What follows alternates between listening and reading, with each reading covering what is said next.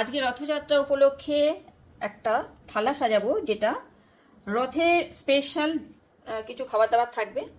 দাঁড়াও, আগে থালাটা পেতে নিলাম।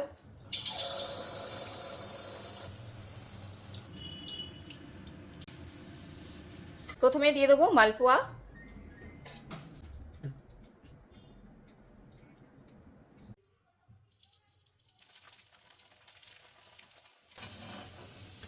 দিচ্ছি সাবুর পাঁপড়, গোল গোল সাবুর পাঁপড়,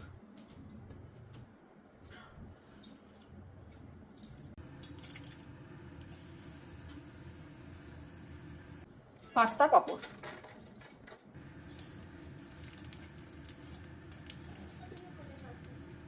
ব্যাট পাঁপড় দিয়ে দিলাম কটা, রেগুলার মাধুরী পাঁপড় যাচ্ছে, একদম রথের স্পেশাল, যেগুলো না হলে একদম ভালোই লাগবে না।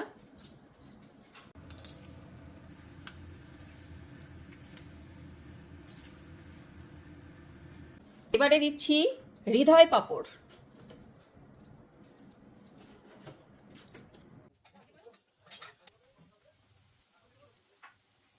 এরপরে দিয়ে দিচ্ছি পেঁয়াজি, গরম গরম পেঁয়াজি,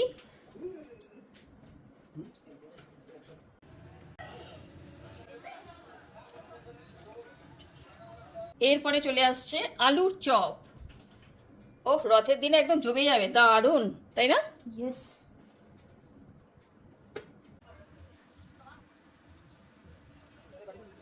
এরপরে থাকছে ডাল পকোড়া।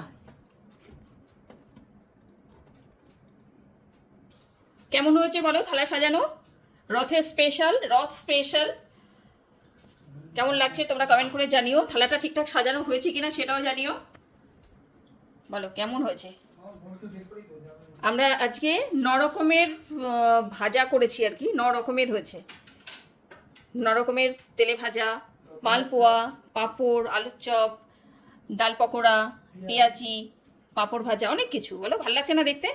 চলো, কার কার খেতে ভালো, মানে ইচ্ছে করছে এরকম খেতে, কমেন্ট করে জানাও।